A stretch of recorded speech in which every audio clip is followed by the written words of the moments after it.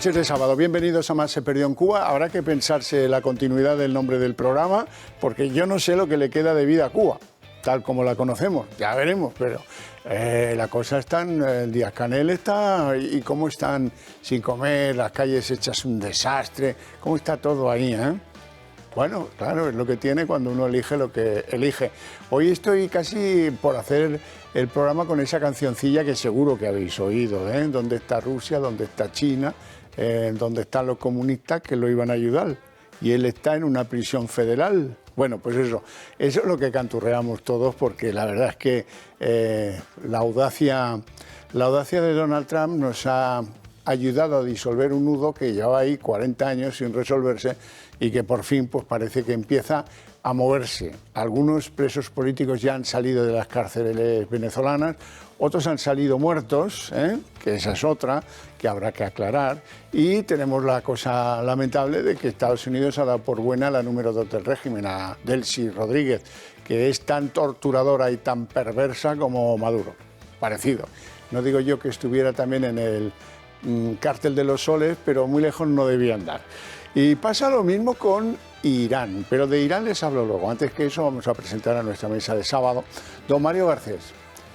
¿Qué tal? Muy buenas noches. Político, alto funcionario del Estado, con cargos muy relevantes en diferentes administraciones y, además de todo eso, intelectual, cosa que es bastante complicada de congeniar. Y un saludo a todos los amigos cubanos. Yo, como anécdota, he estado 2 veces en Cuba.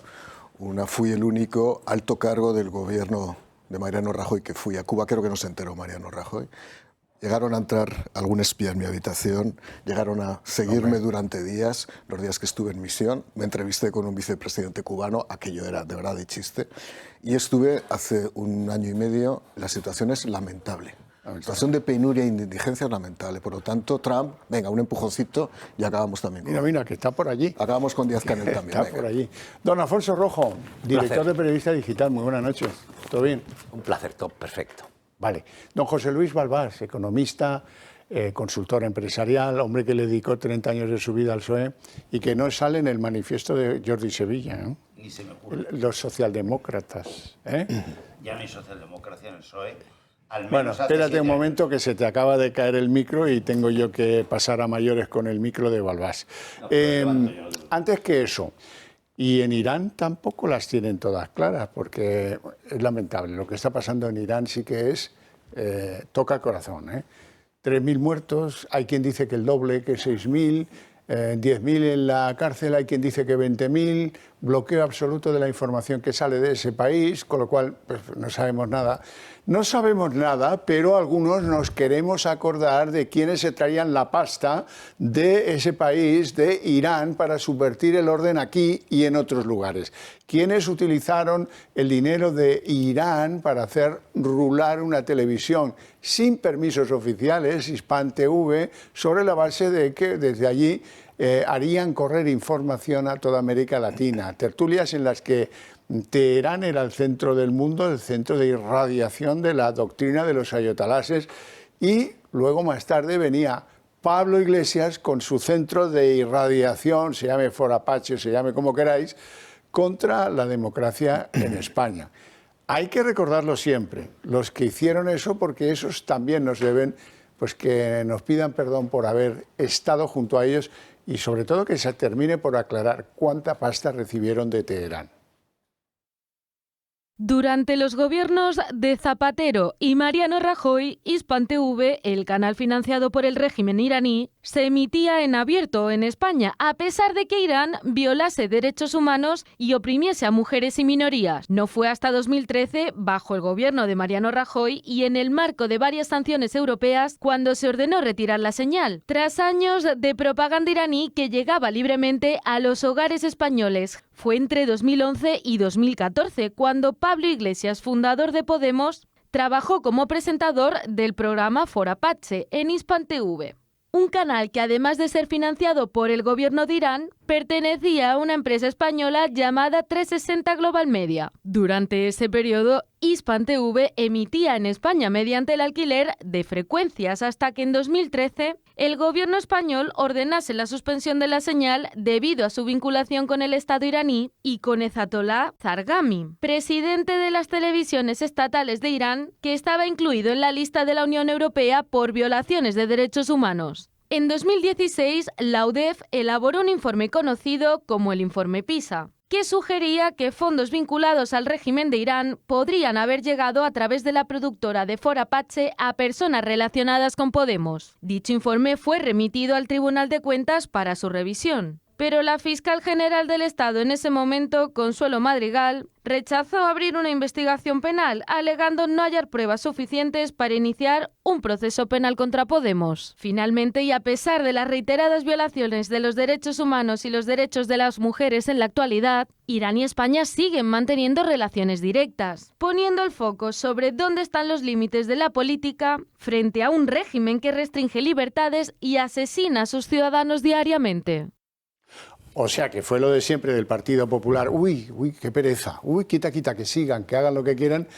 ¿Quién permitió que Hispan TV y el Coletas pues tuvieran una plataforma para ir calentando las cosas y que pasara en España lo que pasó el 15M? Balbás, perdona, que te he cortado por razones técnicas. ¿Qué opinas tú de... ¿Hay que pasar cuentas con los defensores de los ayatolases aquí?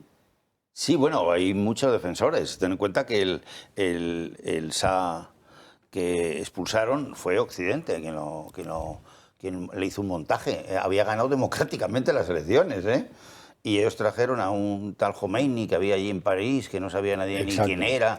Con toda la izquierda europea aplaudiendo a rabiar, porque creían que iban a controlar el petróleo. Siempre estamos con el mismo rollo, que iban a controlar el petróleo los de Occidente, y sin embargo este señor lo metía en el mercado internacional a precios de mercado, y lo que querían es dominarle el precio y tal. Por eso le echan, y fíjate el lío que han montado, y no dominan nada del petróleo. Y además este está vinculado a Rusia, China, más o menos Turquía bien. O sea, cuidadito, este no es cualquier cosa. Tiene 90 millones de habitantes y el país está al borde de la indigencia porque no tiene dinero ni tiene tal, y tiene muchos bloqueos, pero el país es inmensamente rico y está en un sitio geográficamente enorme. Es 3 veces España, ¿sabes? Y está en todo el centro de lo que hoy empieza a ser el centro de la economía, porque hay un giro hacia Asia brutal económico. Rojo, a mí lo que me duele es que todas estas que van cacareando de Podemos por aquí y por allá, le parece pues que la mujer tiene que estar sometida en Irán. Vamos a ver, si nos remontamos un poco, la vinculación de la izquierda española, de esa izquierda zarrapastrosa que encarna sobre todo Podemos y Pablo Iglesias con los ayatolas iraníes, es mucho más estrecha de lo que se ha dicho. Pablo Iglesias, entre 2016 y 2021, siendo ya diputado, utilizaba un teléfono móvil que daba de contacto a los periodistas. Todos hemos tenido el número y todos lo hemos publicado, bueno, todos, algunos lo hemos publicado, quitando algunos dígitos, que pagaba Hispan TV y estaba a nombre del director Azimi, me parece que se llamaba, de Hispan TV, televisión a la que asistían toda esta gente, pero aceptaban el taparse el escote, hay incidentes, ponerse el velo y funcionar. Y eso, yo creo, me parece que eso no es de recibo. Él, entonces, siendo diputado, te digo, como detalle, su teléfono móvil lo pagaban los ayatolas iraníes. Y cuando se le preguntaba, no se tapaba. ¿Tú has sacado aquí alguna vez? Es peor, decía eso de hay que poner al capitalismo frente a sus contradicciones. Claro. Entonces, yo para mí es decir, al margen de lo que no sé en qué va a derivar Irán, mi experiencia personal, como muchos años por el mundo, es que cuando un régimen reprime brutalmente, ni revolución popular ni gaitas, la ahoga en sangre. Es sistemático. Habrá un deterioro total si hay una presión exterior suficiente o si la economía se hunde de verdad, porque el precio del petróleo ha caído mucho, pero no lo sé. A mí es un país, es decir, me inquieta el espanto que está ocurriendo allí y que las progres españolas entiendan que es normal. Que no va con ellos. Que es normal. Sí, pero esto es una tradición en la izquierda europea.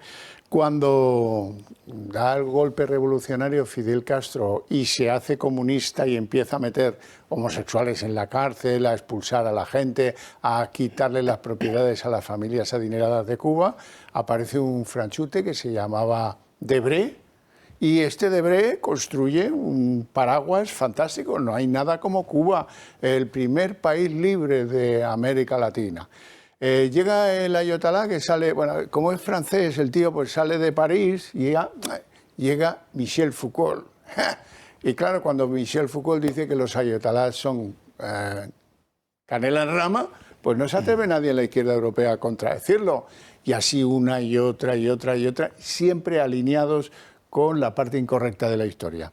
Don Mario Bardes. Bueno, esto es la prueba irrefutable del desnortamiento de la izquierda europea y, por lo tanto, de la izquierda española. La izquierda española ha abrazado la teocracia musulmana, islamista, sí, ha abrazado la narcocracia venezolana y, como consecuencia de abrazar por una parte la teocracia y por otra parte la narcocracia, acaba siendo un régimen pornocrático, que es lo que hay ahora mismo en España. Es el salazarismo. Es decir, esta es la realidad. La izquierda ha perdido cualquiera de sus bases y de sus fundamentos éticos.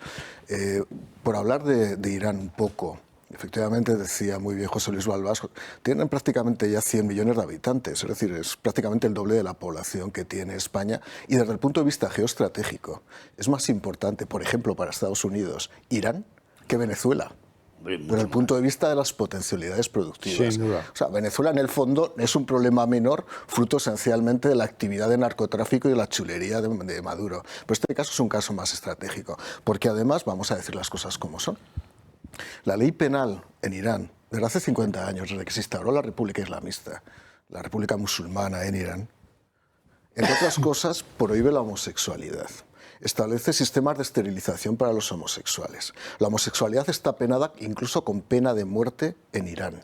Hombre, acuérdate del famoso caso de las grúas pluma, que dejaron de venderle los japoneses grúas pluma a Irán porque las usaban para colgar en las plazas públicas a los homosexuales. Efectivamente. Si no, incluso se les lanza desde los tejados y azoteas a la calle directamente. Entre los sistemas de penalidad corporal está la ceguera, la flagelación, la crucifixión, la lapidación. No estamos hablando de la Edad Media, estamos hablando del nuevo milenio en Irán. Pero puedo seguir. En las últimas elecciones que hubo hace un año, fruto de un accidente aéreo que tuvo un helicóptero, la anterior presidenta de Irán, el nuevo presidente de Irán, lo que es la comisión de guardianes del régimen, autorizó solamente que se presentaran 6 partidos de los 80 que habían solicitado presentarse a las elecciones.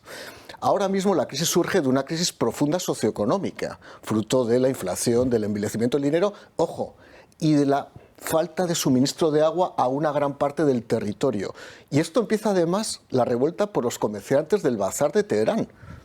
Eso se empezó a extender, se ha extendido prácticamente a todo el territorio y de pronto ya ese, hartazgo social, ese hartazgo por las libertades. La revolución de los bazares la llamaban. Por cierto, que quede claro, en Irán no es que se prohíba el derecho de reunión, se prohíbe el derecho de expresión de libertad de opinión personal.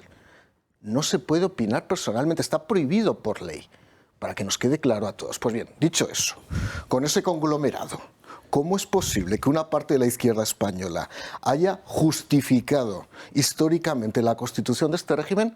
Pero no solamente eso, sino que se haya financiado. Lógicamente, cuando el que justifica un régimen tiene de alguna manera que soportar argumentalmente esa justificación, lo hace en condiciones generales de retribución económica. Por consiguiente, yo te monto una televisión, aspiro a que esa televisión sea tu altavoz, tú me justificas el régimen durante el tiempo que sea necesario y apelas a la interculturalidad o al espejo de las contradicciones con el capitalismo. Ya digo que este es la síntesis, o es la síntesis perfecta de cómo la izquierda decadente europea ha abrazado las causas más viles y más mediocres posibles. Ahora es un momento en el que se podría poner delante, evidentemente, ese feminismo español para poder apelar o invocar a todas esas actitudes absolutamente lamentables, atroces del régimen iraní. No lo van a hacer.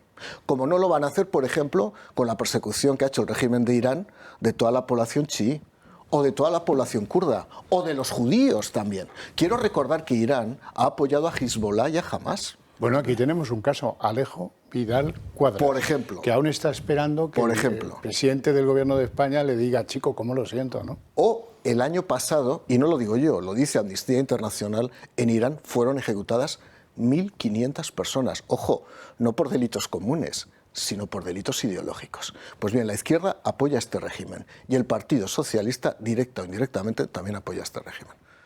Bueno, pues con todo el cariño hacia los pobres iraníes que viven pues muy lamentablemente muy acoquinados por esa dictadura férrea de los guardianes de la revolución, de los ayatolás, etcétera, etcétera. Habrá que hablar también de lo de María Corina Machado en la Casa Blanca. Ha ido allí con ahora mira la foto, con un cacho de Nobel para quedar bien, porque claro, que si no te insultan, como no vayas a quedar bien con el gorila, ahí te insultan. La hizo entrar por una puerta de servicio, comió con ella, no se sabe si también estaba Marco Rubio o no, nada de prensa aquí, nada, aquí todos sí. Quietitos, aquí que tal, y si acaso al final, pues que ella cuente.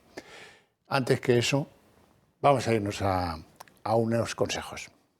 Rinconcito para hablar de la salud más se perdió en Cuba con don Adolfo Albistur, que ya me acompaña en la noche de sábado más aquí. Pues encantadísimo estar aquí. Bueno, hoy vamos a, digamos, facilitarles a los que sufran diabetes 2, millones de personas en nuestro país y muchas más que van a venir, un mecanismo para tomarse pues, la glucosa en sangre de una forma indolora, agradable y para nada escandalosa. Se puede hacer en un restaurante. En fin, efectivamente, de lo que se trata es de eso, porque fíjate que lo que estamos consiguiendo, Xavier, es que la gente tenga educación de lo que es la glucosa, de lo que es, o sea, aprenda lo que es la glucosa y lo malo que es tener un poquito de azúcar, no en un momento determinado, sino durante el tiempo. Dicen los nutricionistas, y dicen los endocrinos, y dicen los médicos que la diabetes mata en silencio. ¿Por qué mata en silencio? Porque no duele. Pero ¿qué ocurre? Que tú tienes la glucosa alta, ¿no? Pasa el tiempo. La mitad no lo sabe. No lo saben. Creo que hay 1.700.000 personas que no tienen idea y son diabéticos. Y bueno, llega un momento que a lo mejor en cualquier analítica o a lo mejor en una revisión de la vista o yo qué sé, o que realmente te sale una heridita y no se cura y dicen, a ver si va a ser usted diabético, y efectivamente es diabético. Entonces, esos órganos que ya ha dañado, ya es irreversible ese daño. Por eso lo más importante, como bien has dicho, es que lo controlemos. Tenemos aquí este glucómetro. Este glucómetro, es sin pinchazos, es decir, que no hace falta pincharse. Tú te colocas simplemente aquí. Como un dedal. Efectivamente, lo colocas, das al botoncito, son 3 segundos, tenemos nuestra aplicación y ahí vamos a ver lo que tenemos. ¿Qué vamos a conseguir? En primer lugar, tenerlo controlado. Segundo, que vamos a tener la gráfica de cómo vamos. Ver cuándo nos sube, cuándo nos baja. Es decir, que tengamos un control de nuestro cuerpo, porque cada cuerpo es diferente, de cómo tenemos la glucosa. Y así vamos a conseguir que ese gran problema que es tener la glucosa alta no sea un problema, porque la vamos a controlar. Antes había que pincharse a diario, la gotita de sangre, la yema del dedo que queda que no sirve para nada. Sí, porque no es una vez. Claro. Es que, claro, por lo menos al día te tienes que pinchar mínimo 3 veces.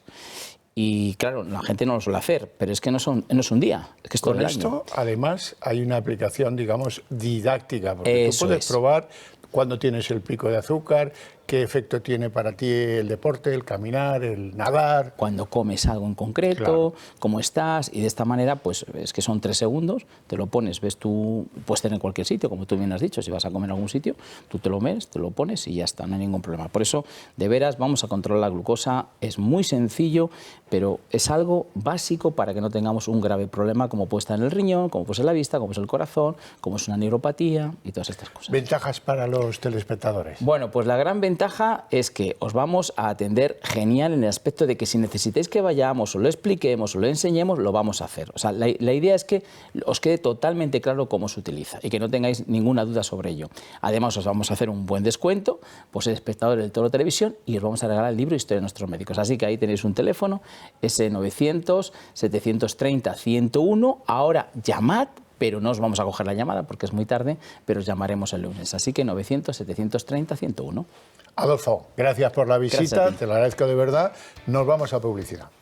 Tengo que dar la bienvenida a don José María Sánchez, que ya nos acompaña una noche más de sábado, catedrático de Derecho, ya lo saben ustedes, abogado en el Tribunal Europeo de Justicia y juez en excedencia, además de diputado de Vox por Alicante. Buenas noches.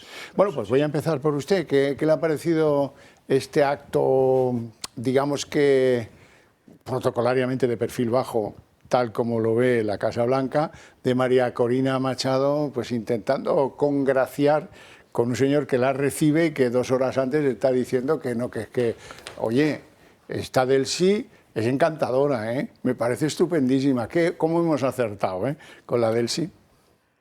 Bueno, pues vamos a ver, yo creo que esto entra dentro de un poco las características de, vamos a decir, la peculiaridad del presidente Trump, ¿no? Que es persona muy valiosa, es mi opinión desde el principio, desde antes de su primer mandato, es persona muy valiosa. Un tipo de gobernante distinto del que venimos conociendo en Occidente en los últimos 40 o 50 años, un señor con una escasa experiencia política, pero con una trayectoria empresarial en el mundo de los negocios, relevante, aunque sobre eso también hay opiniones distintas, pero en todo caso una personalidad en el mundo de los negocios en Estados Unidos y desde luego en Nueva York, siquiera sea por la famosa Torre Trump, ¿no? Pero que tiene, bueno, pues algunas características propias muy acusadas. Por lo tanto, creo que esta forma de recibir a María Corina Machado me parece que se puede asociar con esas características peculiares del presidente Trump. ¿Su significado político? Pues su significado político yo creo que es el que Trump ha manifestado. Es decir, Estados Unidos ha capturado a Maduro y, por lo tanto, ha realizado lo preciso para que haya un cambio político, interpreto que es radical, en Venezuela, pero, como Trump ha dicho, porque no ha ocultado nada, no quiere que este cambio sea un cambio súbito de Maduro a otro régimen completamente distinto, sino que tendría que haber un periodo de adaptación, ¿no? Y a ese efecto parece que conviene que sea una personalidad del régimen del depuesto Maduro, una personalidad, interpreto que entre otras cosas porque es la que puede seguir concitando el apoyo del ejército y supongo que de la policía, que en Venezuela será tanto como un ejército, porque seamos claros, es impensable que este régimen del chavismo haya durado 27 años si no ha sido con el apoyo del ejército venezolano. No en vano Chávez era militar y protagonizó, antes de acceder al poder en el 29, ya protagonizó una sonada en la que, curiosamente, recordemos, fue justificada en la Asamblea venezolana por el presidente Rafael Caldera, que era hombre de buen criterio, hombre sin duda íntegro, no incurso en este mundo de los políticos de Hispanoamérica siempre oscuro en materia económica. No era el caso de Caldera, que estaba casado con una señora Pietri, por cierto, una de las mayores fortunas de Venezuela, de origen corso, y bueno, que había sido presidente de la República. Caldera, en su ingenuidad, acaso por su edad, muy mayor ya, justificó la sonada no prosperó. Maduro, creo recordar que estuvo en la cárcel un rato, tiempo, sí, porque lo indultaron. Y luego ya en la segunda intentona accedió al poder. Bueno, y esto duró 26 años. Ya fue exitosa, esa fue exitosa. Pero esto duró 26 años. Vamos a ver, esto es inconcebible que haya podido mantenerse 26 años sin el apoyo del ejército venezolano. Mayoritariamente, unánimemente, bueno, unánimemente es impensable.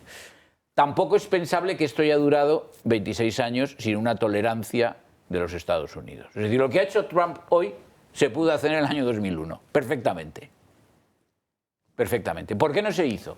Pues probablemente no se hizo porque había unos acuerdos de contenido comercial u otro entre los Estados Unidos y Venezuela, primer factor. Y segundo factor, que ha habido unas presidencias que no han tenido el suficiente arrojo o determinación, como el caso de Trump, para decir hasta aquí hemos llegado, sin que esto suponga sacrificar los intereses económicos, como el propio Trump dijo el día de la rueda de prensa después de darse a conocer el hecho de la captura de Maduro. Es decir, que me parece que María Corina Machado, que es una señora que yo considero de gran categoría, de gran dignidad, política, dignidad general ella, creo que estará llamada a tener un papel, pero no parece que vaya a ser inmediato. Rojo. Un comentario cáustico y varias consideraciones. El comentario cáustico es que Trump me parece bastante gañán. Lo digo de verdad. Estoy encantado con que haya entrado y se haya llevado a Maduro. No sé por qué, además de los 33 cubanos, no se llevó por delante a otros 320 miembros del régimen que tenían que haberlos apiolado de mala manera, aprovechando que estaban todos en pijama y bastante borrachos, que es lo que tenían que haber hecho. Y además que no funcionaban las defensas antiaéreas, ni las chinas, ni las rusas, no funcionó nada. Se podían haber hecho lo que se podían haber hasta haber comprado en el supermercado, aprovechando que ya estaban allí. Dicho esto, tampoco podemos... Yo entiendo la postura, la reacción de Estados Unidos y cómo funciona Estados Unidos. Y lo entiendo porque viví la de Irak. Primero, Trump no tiene como principal prioridad, y es obvio, la democracia en Venezuela. Se la bufa. Su prioridad es en los intereses de Estados Unidos, que van a traer como consecuencia de sus acciones la democracia y la libertad a Venezuela. Eso hay que decirlo. Entonces, ellos, cuando ocurrió lo de Irak, yo estaba en Irak, la segunda invasión, y fui a entrevistar un mes después de la caída de Saddam Hussein al general Ricardo Sánchez, fíjate, la casualidad que era un hispano que mandaba en todas las fuerzas. Y le pregunté, siendo un pobre periodista, ¿cómo han cometido ustedes el error de mandar a su casa a las tropas del ejército, a la Guardia Republicana? ¿Por qué no han hecho lo que se hace en estos casos? Le dije yo, ingenuo de mí, como hablábamos español, porque no hacen lo que se ha hecho tradicionalmente, que es se cambian los generales un poquito, se promociona un coronel y se van cambiando gradualmente, porque toda esa gente les va a hacer la vida imposible, como efectivamente ocurrió. ¿Qué ha ocurrido en esta ocasión? Estados Unidos ha aprendido la lección, dice, y tiene razón José María. Eso es una dictadura militar, en que los generales se han hecho multimillonarios, los coroneles han robado y cada uno se ha repartido una parte del país. Roba el cabo porque le da un trozo de la carretera, del kilómetro 5 al 7 robas tú, le tienes que dar el 20% a tu jefe. Es una estructura tremenda y solo se puede desmontar desde dentro. Pero uno echa en falta que, aunque sea por las formas, pues no hable un poquito más de democracia y un poquito menos de petróleo. Y por último, no es cierto que entre María Corina por la puerta de servicio, como ha dicho aquí la prensa española, que es bastante analfabeta. La Casa Blanca... Hombre, por la principal no entró. No, la Colonat, esa la grande que hay, el pórtico ese, hay el North Portico, que es ese grande, y la Colonat, que es por donde entran los jefes de Estado. Ha entrado por lo que es, los que veis muchas series de televisión, el ala oeste. El ala oeste. El ala oeste. Pero está 2 horas con Trump, que es significativo. Almuerzan juntos, no tenía por qué sentarse a compartir el filete, el steak este espantoso, con un hueso horroroso y sanguinoliento que comen estos, no, pero lo ha hecho. Y yo confío en que en esas 2 horas María Corina haya podido hablar por lo menos media y le haya podido transmitir temas que para nosotros, por lo menos para mí como español, para mí como periodista, para mí como solidario del pueblo venezolano, que es la salida de los presos. No puede seguir habiendo presos pues en las los cárceles. Presos yo he oído poco, ¿eh? En las últimas 48 horas. Por lo que digo que es muy gañán. ¿Por qué es muy gañán? ¿Cómo se hace la foto? La foto esa yo pensé que era un fake. Claro. Sobre todo, si tienen ustedes algún premio importante, un Nobel de literatura o de ciencias naturales, lo que sea, y lo quieren compartir con Alfonso Rojo, no lo desistan, porque les va a hacer entrar por la puerta del ala oeste. José María. No, un segundo. Una observación a lo que ha dicho Alfonso Rojo. Bueno, vamos a ver, que Trump sea indiferente hacia que haya democracia en Venezuela, puede ser. Yo no te digo que no. No te digo ni que sí ni que no. Sus palabras. Pero, perdona, lo que Trump no puede ser indiferente en modo alguno es a que haya un pie comunista en el continente durante 29 años que además está irradiando y ha dado lugar a más pies comunistas en el continente. Recordemos Bolivia y recordemos en algún momento Brasil, ahora sigue siendo Lula, etcétera. ¿Cómo? O Nicaragua. O Nicaragua. Pero, es decir, pero no es indiferente. Sí. Y cuidado, le preocupan más los chinos. Un pie comunista y un país, según dicen los informados, y yo no lo soy tanto desde luego como para asegurarlo, pero sí lo he leído, un país infectado de chinos y rusos. Sí, los chinos sí, Sí. pero los chinos no están en el petróleo, los chinos están en el petróleo. Y en el oro. cubanos. Peor, Y peor cubanos. aún, Alfonso. No, si los están en más iraníes están sectores. en el oro, en la franja esa del Orinoco, y los chinos en el petróleo y en la seguridad. Bueno. Y la seguridad, ¿Te parece poco? Y Sí, los bueno. cubanos en la tortura y la cárcel. Estoy absolutamente de acuerdo. Pero uno agradecería. Sí, que sí, que sí. Yo estoy seguro, gracias a Dios, la política exterior va a depender de Marco Rubio. Y Marco Rubio yo sí creo que entiende la música. Que es cubano, no olvidemos. Sí, bueno, eso en los próximos días o semanas, porque es muy cambiante, ¿sabes? Es que además Trump es muy cambiante. Ya los hemos visto entrar y salir y ser Elon Musk, pero luego dejar de serlo y ahora volver a serlo. Y de él sí a la cárcel. Bueno, Mario García. Bueno, yo estoy esperando que Juan del Val le ofrezca el premio Planeta a sí, Trump. a Trump. Yo creo que lo va a aceptar también. Sí. Le hará entrar por las Le alcantarillas. hará en Trump por las alcantarillas. En todo caso, que quede claro, los premios en ningún caso se ceden. Para que quede claro. Es un poco insultante para la Nobel academia. Para la academia. Como insultante fue que le dieran el Premio Nobel de la Paz a Obama en su momento por no haber hecho prácticamente nada. Yo creo que ahí también, no lo sé, hablo por hablar, es puramente especulativo la declaración que voy a hacer. No sé si hay cierto complejo de Trump por aquello de que Obama en su momento consiguió el Premio Nobel de la Paz sin hacer absolutamente nada. Es más, abrió más conflictos también en Oriente Medio que dejó sin acabar. Sin duda. Con el apoyo, por cierto, de parte de la izquierda Sin europea. duda, todas las primaveras árabes, si te parece poco. Totalmente. Por lo tanto, fijaos, y tuvo el Premio Nobel de la Paz. Vamos, cuando el Premio Nobel de la Paz a Yasser Arafat, o sea, cualquier cosa es posible que se pueda hacer en la Bueno, academia. le dieron el Nobel de Literatura a José Echegaray. Sí, bueno, O sea, que con eso ya está dicho todo. Efectivamente, por mucho que fuera patrio, Para fuera enorme, nacional, era para pésimo enorme escritor. cabreo de todos los literatos españoles vivos. Pero dicho eso, vamos a hablar un poco de la situación, porque a mí me fascina los cambios de rumbo, de posicionamiento que está provocando el unilateralismo de Trump. Trump ha roto toda la quietud de la comunidad internacional. La ha roto por la parte de actuar de una manera hegemónica, ha dado un golpe y ha agitado el avispero. Para los estudiantes de las facultades de Derecho que estudian el Derecho Internacional Público, pues ya no saben muy bien dónde hay que estudiar. Si hay que ir a Washington, a que les expliquen qué es el Derecho Internacional, si aquí alguien está fijando las nuevas condiciones de la geopolítica. Pero es verdad que a mí lo que más me sorprende, más allá de la constatación de la falta de efectividad de cualquier orden jurídico internacional público, como se ha demostrado, es como todo el mundo comienza a reorientar su posición en función del vaivén de Trump. Esto es la yenca. Doy un paso adelante, doy un paso para atrás y todo el mundo se reposiciona. Cuando digo todo el mundo, es todo el mundo. Sí. Todo el mundo. Hombre, Trump, fíjate, no sé qué. De pronto no, tengo que corregir un poco el paso porque ahora de pronto Trump ha hecho una cosa que no me corresponde. Ahí O está Trump ha Macron, dicho, ese es Macron. o cuidado que va a intervenir el mercado de la vivienda. Ahora, cuidado que hago porque cuidado, ahora ya no es tan liberal como parecía que era. Y esto está provocando, desde luego, un efecto de menudeo en el posicionamiento de todos los partidos políticos que realmente delata, en el fondo, esa especie de genuflexión que todavía tenemos ante Estados Unidos y en este caso ante Trump. Las cosas hay que decirlas claramente. Vamos a ver, hace 2 años, hace 1 año y 7 meses, me acuerdo de las revueltas que hubo en Caracas y en Madrid, donde todo el mundo se lanzaba a la Puerta del Sol, a las principales plazas de España, a decir las elecciones han sido ilegítimas, que Edmundo, que ahora se pasea por el barrio Salamanca acompañados de parte de los plutócratas venezolanos que hay en el barrio Salamanca, pues la verdad tiene que ser el presidente legítimo. Bueno, ¿y ahora qué? ¿Dónde están esas voces? No, dejemos que Trump nos ordene, nos guíe a su luz. Dejemos que nos guíe su luz, porque es verdad, hombre, él ha sido el responsable de que caiga el régimen de Maduro en Venezuela. Sí, él ha detenido por narcotráfico y por colaboración con el narcotráfico a un delincuente común y está en una cárcel en Brooklyn. Esa es la realidad. Rodeado, por cierto, a las afueras por ultraortodoxos judíos y por afroamericanos. Lo tiene todo alrededor en Brooklyn ahora.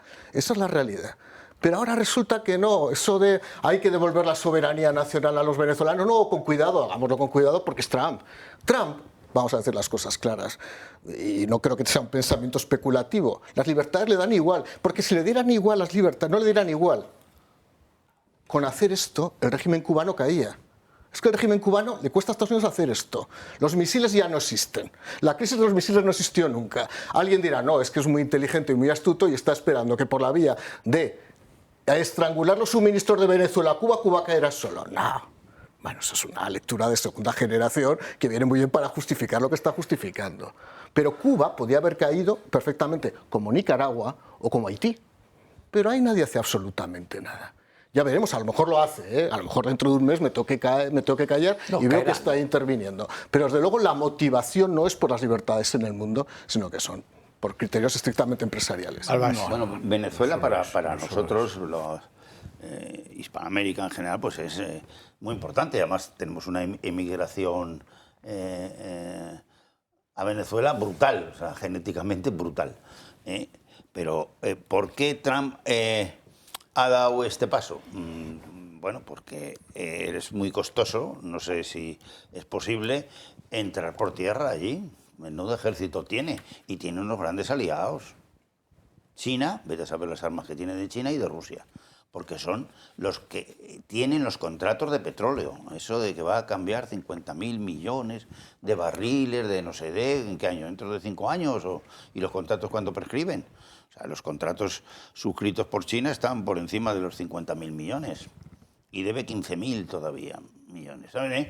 Y están tomadas los aparatos económicos de lo que hay, de lo que queda de Venezuela, que es un país muy rico, pero destrozado. Claro, destrozado es que se han ido o han echado, además de matados, más de 8,5 millones, casi 9 de personas. O sea, eso no existe. El 40% de la población está fuera de ahí. O sea, es una cosa, vamos, país narcoestado, tal, pero no es fácil de tomar ese ejército. Entonces es un poco como decíamos, es decir, que primero hay que cambiar a 5 generales, subir a los coroneles, bajar a 3 coroneles, porque si no, o sea, el gasto es enorme. Y claro, también está Rusia. Rusia ha hecho contratos con ellos de más de 20.000 millones. Está allí, claro, produce nada. 700.000 barriles al día, nada. O sea, un tercio de Libia actual. O sea, sí, bla, bla, bla, bla, bla. Sí, tenemos unas reservas, un poco más, sí, tiene un 10% más teóricamente que Arabia Saudí. Es el primero del mundo, pero no es operativo. De momento no es operativo porque no tiene centrales para cambiarlos. O sea, vale como reserva futura, vale pues algo para el diésel, nada para la gasolina, y sí que vale pues para las obras públicas de la brea, eso que se llama y tal, y bueno, para el plástico valdrá, pero ¿cuándo valdrá? Porque no tiene operativamente para conseguir eso que sea posible. Un barril de la franja baja del Orinoco creo que cuesta 20 euros su procesamiento, cuando el Texas o el libio vale a 3-4 dólares. Entonces, claro, eso malo, el petróleo cuestan el doble hacer las refinerías, eso las grandes petroleras han salido corriendo de ahí, bla, bla, bla, bla, bla. Entre otros casos, ¿quién tiene firmados los contratos de eso? ¿Se lo vas a quitar tú a Rusia y a China? No es tan sencillo. No, es que tuvimos un contrato hace 26 años allí, un contrato hace 26 años. Se lo quita mañana. Si no a China se lo quita, que sí, hombre. No te lo crees ni tú, que no, que sí. Mira, ese es un chiste. Los petroleros chinos ya no van a Venezuela. Trump va a estar ahí 3 años, ya no van a Venezuela. Y China seguirá 400 el imperio, ¿eh? Ese es mi pronóstico. O sea que sí, que vale, que bla, bla, bla, pero nada más han hecho que han sacado de allí a Trump. Trump ha sacado, porque no había otra solución, porque el gasto militar de tener lo que tenía ahí, el mayor buque del mundo de guerra, tal, 400 metros, son millones al día, más que los 700.000 barriles al día, costaba solamente tener eso y toda la flota de 30 barcos, de no sé qué, no sé cuánto, y no tenía otra solución que sacar como han sacado, vete a saber con qué acuerdos de allá que lo sabremos, pero lo sabremos después de 3 años, no sé cuándo lo sabremos. Y yo eso de que a China y a Rusia le toreo, ya lo veremos, ¿eh? O sea, que eso de momento no les ha toreado nadie hoy. Y la flota naval militar, que sí que tiene Estados Unidos, que es la mejor y tal, pero no tiene el personal que tienen nosotros. Y los otros tienen mucha tecnología y tantos barcos o más que ellos, pero calladitos, porque los chinos son muy callados y no quieren guerras, porque no los quieren negocios. José María. Primero, 2 consideraciones legales brevísimas, porque no es lo principal, pero las quiero hacer.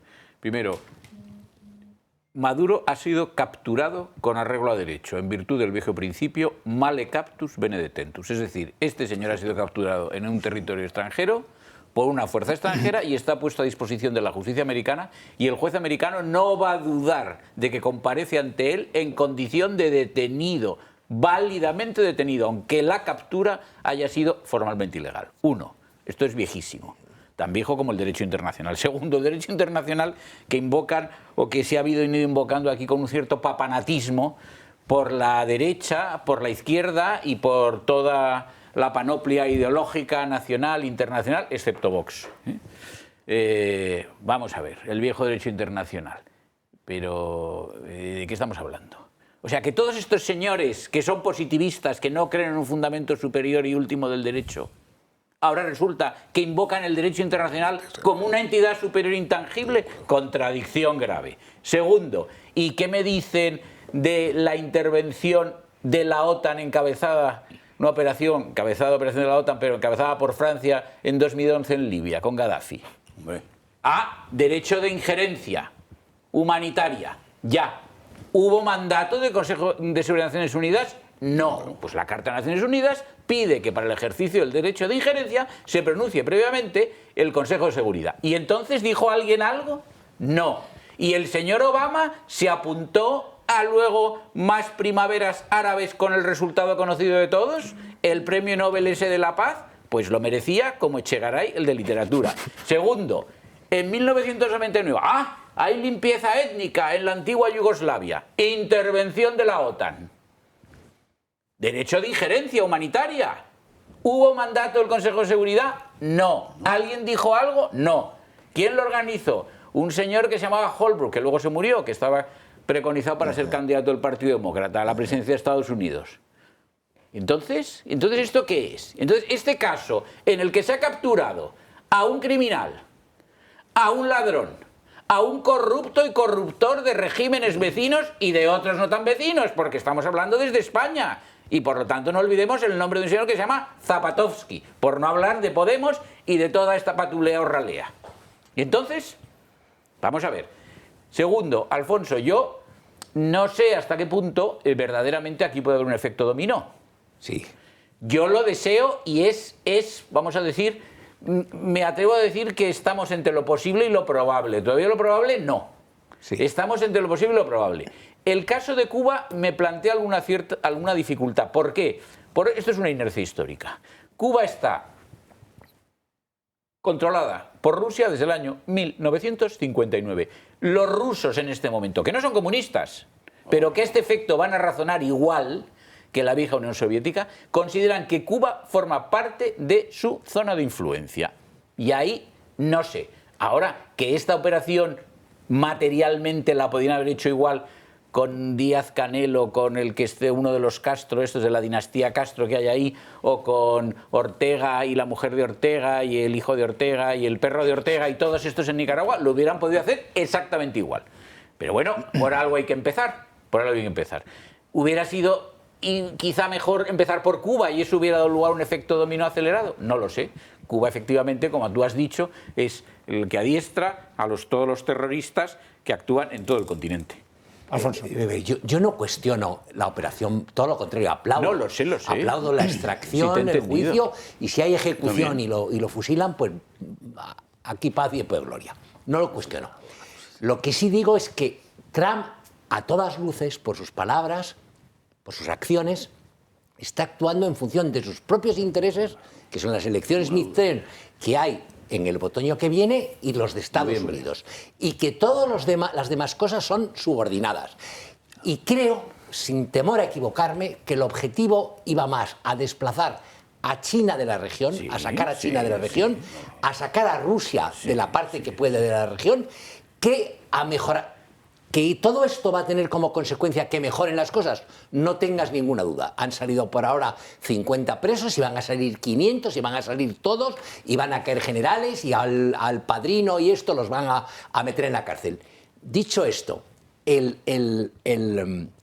Estados Unidos, o sea, Trump, no quería poner botas, soldados sobre el terreno porque tiene un coste muy grande. Igual que no va, a pesar de lo que diga nuestra ministra Margarita, no va a intervenir, no va a conquistar Groenlandia, pero es que esos son los taraos de las tertulias de televisión que se creen que planea atacar militarmente Groenlandia. Va a comprar Groenlandia.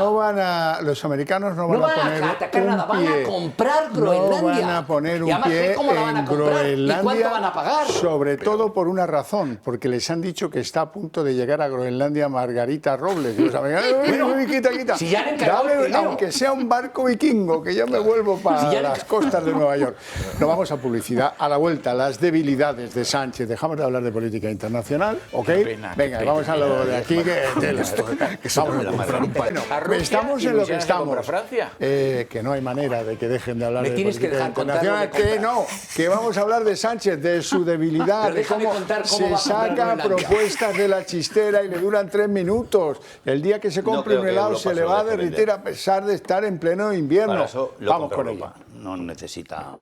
La situación de debilidad parlamentaria del gobierno de Pedro Sánchez es extrema. Sánchez se queda solo, ni siquiera sus socios lo respaldan. El presidente pretende gobernar a golpe de decreto porque su legislatura está bloqueada y ninguna de las iniciativas que propone sale adelante. Sánchez, tratando de demostrar que su mandato sigue siendo útil, busca titulares para dar la impresión de que su gobierno sigue funcionando, cuando la realidad es que atraviesa una crisis de autoridad tanto dentro como fuera de su partido. Aunque trate de minimizarlo, los socialistas han presentado un manifiesto en su contra, un aviso de que incluso dentro del PSOE muchos cuestionan su liderazgo. Lo ocurrido en Extremadura ha sido solo un anticipo del trágico final al que su partido se dirige, con un presidente más preocupado por proteger su imagen que por afrontar los problemas que amenazan la cohesión y el futuro del partido. Aún así, él resta importancia a que hasta los suyos ya no le quieran. De puertas para afuera, rodeado de altos cargos del Ministerio de Vivienda, Sánchez consigue la foto que busca y anuncia su medida estrella. Los inquilinos no tendrán que pagar más a sus caseros porque el Estado se hará cargo del 100% del IRPF que les corresponde. Lo presenta a bombo y platillo sin contar con Sumar, su socio de gobierno, que ya ha dejado claro que no respalda la medida. Esta medida no va a contar con nuestro apoyo de ninguna de las maneras y por tanto creo que hemos sido completamente claros. Al final Sánchez presume de actuar mientras su gobierno se limita a anuncios vacíos. Incapaz de avanzar en los problemas reales de España, gobernando a golpe de decreto y con fórmulas que no resuelven, dejando claro que su legislatura está agotada y que ha perdido la mayoría de apoyo incluso entre los suyos. Bueno, hay cosas muy divertidas en ese vídeo. Por ejemplo, que cuando alguien dijo hay que montarle un escaparate, una historieta aquí a Pedro Sánchez, que parece que hace algo con esto de la vivienda. Pues hay que mandarlo ahí al campamento, a ese sitio que está ahí muerto de risa desde hace 30 años. Anda, ¿y cómo vendemos que eso que está, que no hay nada, no se construye nada, no hay una grúa, nada, cero? Bueno, pues ponemos una retroexcavadora que parezca que estamos derribando edificios. Vale, buena idea. Venga allí, hace la propuesta, saca el conejo de la chistera. En el IRPF, los que no suban el alquiler van a poder deducir el 100% de la ganancia de la renta por alquiler. Eso dura 3 minutos, porque los primeros que están en contra son los más próximos. Sumar, Podemos, todos esos, Esquerra Republicana, todos en contra. Pero ya el colmo de los colmos es que a las 2 horas de que terminase de hablar en campamento, cogían las máquinas estas que destruyen edificios, las subían a los camiones y se iban. Y hasta luego, Lucas. Me temo que no es la primera vez que hacían cosas así, pero bueno, la cosa es que las encuestas, ¿cómo le van? Le van fatal. Las cosas que se inventan al día siguiente, esto lo programan por semanas, al día siguiente, venga, presidente, que hoy te toca hablar de la España vaciada. Y entonces dice, vamos a entregar 17.000 propiedades del Estado a 17.000 jóvenes para que reactiven la España vaciada. ¿Propiedades? ¿El Estado? Espera. Entonces el Estado tiene 17.000 propiedades entregables, reutilizables como vivienda. Dice, no, bueno, alguno es el Castillo de Coca. Dice, ya. ¿Y entonces ahí qué hacemos? Y en otras, pues quedan 4 ruinas. Ya, bueno, sí, pero el anuncio, no me digas tú que el anuncio no quedó pintón. Pues de eso vamos. Vale. Bueno, es verdad que la Dirección General de Patrimonio, a través de ese GIPSAT, tiene la titularidad de 17.000 fincas de carácter rústico, pero que son absolutamente inservibles. Completamente. Es más, las hemos intentado enajenar varios gobiernos durante 25 o 30 años, y ha sido imposible porque no había comprador alguno. Por el estado de la explotación, porque están en una situación realmente inservible. O sea, eso no sirve para explotación agrícola. Es más, el 18%, fijaos, del espacio territorial español que está en mano pública corresponde a las comunidades autónomas y a las entidades locales. Dehesas en mano pública, bosques en mano pública, campos en mano pública, explotaciones agrícolas en mano pública. Pero es que la Administración del Estado no dispone más que las famosas instalaciones del Ministerio de Defensa en campamento. Es lo único que dispone. Y esto es un tema recurrente por parte de todos los gobiernos, que de vez en cuando hay que resucitar la operación campamento. ¿Por qué? Porque es una vieja infraestructura militar del Ministerio de Defensa que ahora mismo no está en uso y que podría destinarse a equipamiento de vivienda social o de vivienda de otro tipo. Se le cedió Bono Gallardón. No, yo es que también en su momento, cuando era subsecretario, también hubo un amago. Si es que es permanente esta historia. De todos modos, también aquí quiero decir una cosa, por no ser tramposo. La competencia en materia de vivienda corresponde a las comunidades autónomas. Y esto es un fracaso colectivo. Lo digo porque, oye, incluso haciendo oposición a alguno, es que el Estado, oye, y los presidentes de comunidades autónomas, cuando han estado 16 años, ¿qué han hecho algunos? Ni una sola vivienda. O 40 viviendas en 16 años. Cuidado con este tema, porque el Partido Socialista comete un error táctico cuando crea el Ministerio de la Vivienda, porque vivienda en sentido estricto no es una competencia estatal. Y se coloca el foco porque solamente tiene competencia regulatoria y de una manera muy determinada, muy delimitada. No tiene una competencia expansiva. Entonces, con esto se ha colocado un foco para demostrar que es inservible, que no se pueden crear agencias del alquiler cuando no se sabe qué alquileres puedes poner, que no puedes poner en el mercado 17.000 fincas rústicas porque sencillamente son inservibles esas fincas rústicas, y al final, ¿qué haces? Crear un espejismo sobre la base de anuncios que no sirven absolutamente para nada. José Luis. Bueno, el tema de la vivienda, que lleva ya en España pues un lío, crack, por lo menos 15 años, 10 años, es un problema que las administraciones han formado solitas. Solitas porque es ley de suelo, que exige unos procedimientos de 6, 7 años porque no quieren que se hagan las viviendas, porque no quieren que se hagan las viviendas, porque si no lo cambiarían y punto. ¿Por qué no quieren que lo...? Pues mira, ahí tienes a los fondos de inversión que compraron a peseta las viviendas que se ejecutaron trayendo fondos de inversión, cuando no había que haber traído fondos de inversión, sino haber hecho lo mismo que hizo Francia, Italia, Alemania y todos los demás, que es que quitas de la deuda. Es lo que se hace en todos los lados. Y mucho más un país tan solvente como era España en aquel momento. En aquel momento España era un país súper solvente, con cajas de ahorro, con no sé qué, no cuántos. Y se ha destruido la trama de hacer viviendas. Es decir, la economía real de producir viviendas, que la financia el mercado y da un montón de pasta al Estado. De IVA, de aranceles, de IBIs. Pues nada, no se hace, se deteriora. ¿Qué hacemos? Crecer la administración pública pues hasta 420.000 millones de gasto casi superfluo. Yo digo que eso es superfluo, al menos el 60%.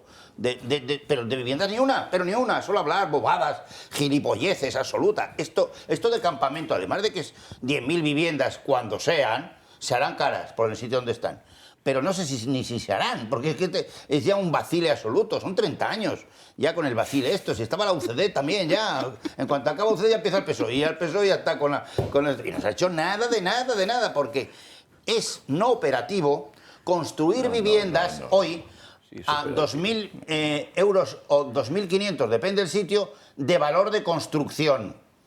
¿Y quién lo financia? Nadie. Bancos financian.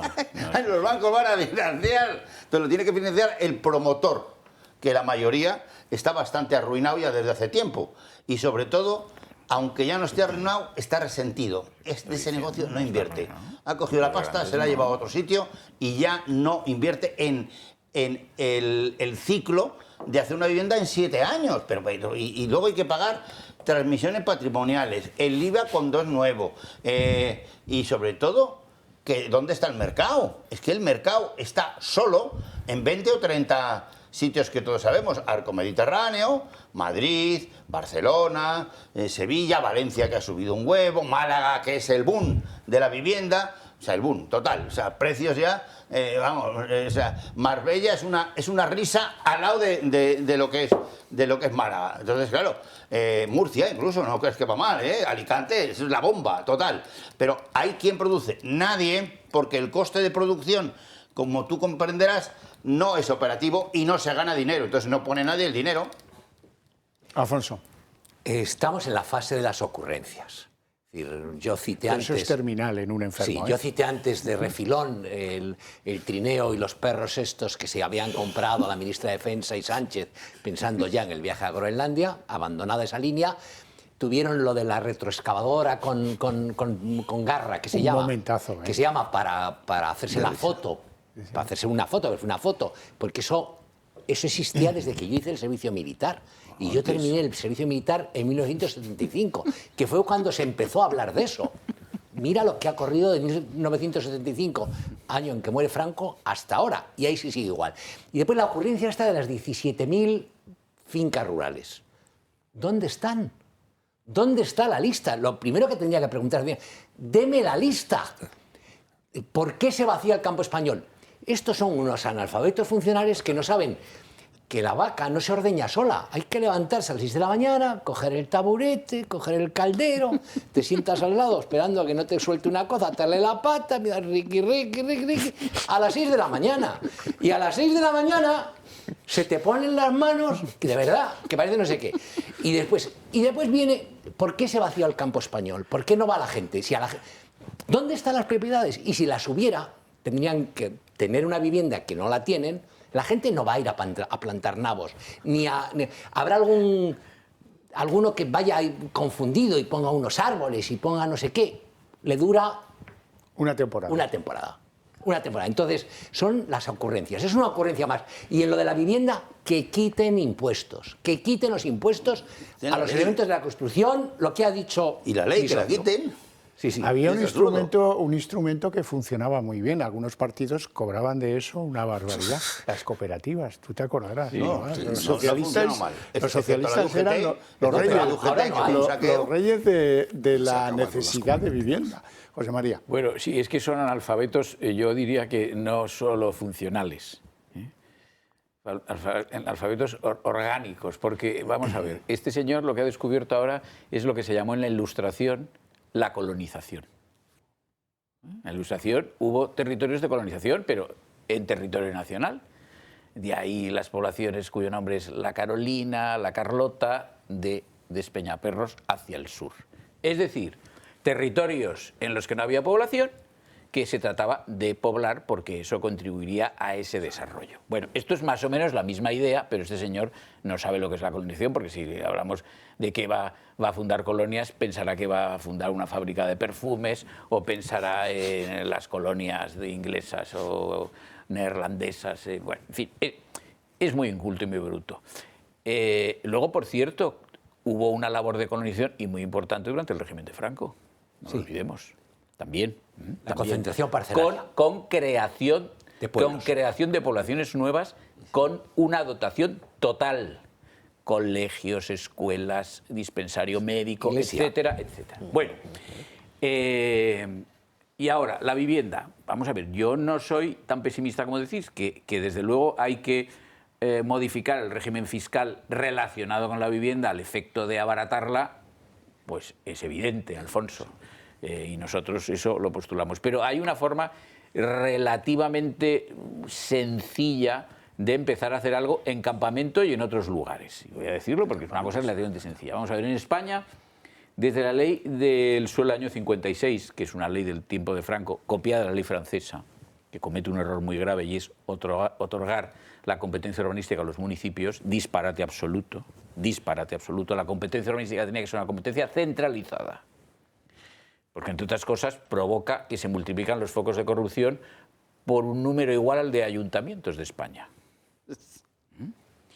Aparte de que qué capacidad técnica tienen los ayuntamientos para el planeamiento urbanístico. Pero, en fin, ayuntamientos muy importantes sí, pero otros no. Bueno, eso fue un error, pero da igual. Se copió de Francia y se hizo mal. Bien, pero tuvo algún acierto del que no se ha sacado partido. Y es que esa ley dispuso la creación de patrimonios públicos del suelo. precisamente por la acción de planeamiento urbanístico, se iban acomunando, es decir, se iban contribuyendo al patrimonio municipal suelo. Todos los municipios españoles son titulares de suelo, todos, unos más y otros menos.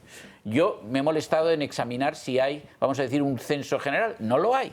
Es muy complicado acceder a esa información porque hay que ir municipio por municipio. Supongo que alguien habrá hecho un estudio, yo no me he metido en esa cuestión a fondo, pero he tratado de hacer una labor de aproximación. Lo que quiero decir es que todos los municipios, y lo propio puedo decir del suelo público cuyo titular sean las comunidades autónomas, y lo propio puedo decir del suelo público cuyo titular sea el Estado, que ahora, según parece, la mayor parte es del Ministerio de Defensa, lo que se puede hacer es una cosa relativamente sencilla, utilizando como nombre para calificarla un término que a mí no me gusta, porque es muy cursi, además es anglosajón y además tiene como desprende unos efluvios liberales, ¿no? Que es esto de la colaboración público-privada. Vamos a ver. Ese suelo público sin uso conocido útil, es decir, recurso en este momento ocioso, en manos de administraciones públicas, sean municipales, sean comunidades autónomas, sea el Estado, se puede ceder gratuitamente a promotores de vivienda mediante concurso público, y en el concurso público una de las bases del concurso será una limitación del margen comercial. Pero van a ir promotores a esos concursos. ¿Por qué razón? Porque el promotor, el coste principal que tiene en cualquier promoción de España, José Luis, es el precio del suelo. Eso no. La construcción no vale nada comparada con el precio del suelo. Si el suelo es cedido... Sí vale. Bueno, pero no Se ha comparado con el... multiplicado por 4 en 12 años. Pero no por 400%. Oye, ya sé que vale. Algo cuesta, pero 400. No es comparable con el precio del suelo, José Luis. Entonces, si al promotor le cedes gratuitamente el suelo y además en lo que es en su negocio la construcción, limitas el margen de modo que esa promoción que es público-privada salga al mercado con un precio módico, evidentemente en algo se puede contribuir a mejorar la situación del mercado y por lo tanto a favorecer el acceso a la vivienda. No es una cosa tan complicada. Ya. Hay que querer hacerlo, claro. Hay que querer hacerlo. Eso es, pero ¿cómo van a querer hacerlo si la situación está de cine para algunos? España está muy preocupada, sobre todo los jóvenes, por la vivienda. Vale. La vicepresidenta primera del Gobierno, María Jesús Montero, y el ministro Bocachanclas, Óscar Puente. Estos dos tienen una vivienda, 400 metros, pagada con todos los gastos por patrimonio, por el Ministerio de Economía y Hacienda, que también paga buena parte del servicio, en fin, el gas, la luz, todo cubierto, todo cubierto. Pero los dos, la Montero, la que reparte el dinerillo a las autonomías, y el que no sabe hacer ir los trenes, ¿no han traído los reyes la maquineta para poder hacer ir los trenes? Averías por todas partes, otra vez. También vive en un pisito cuya reforma costó 1 millón de euros y pagó el Ministerio de Hacienda.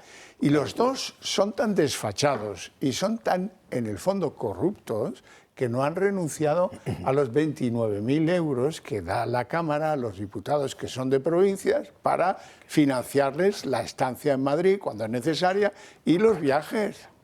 Nos lo cuenta Marina Neila.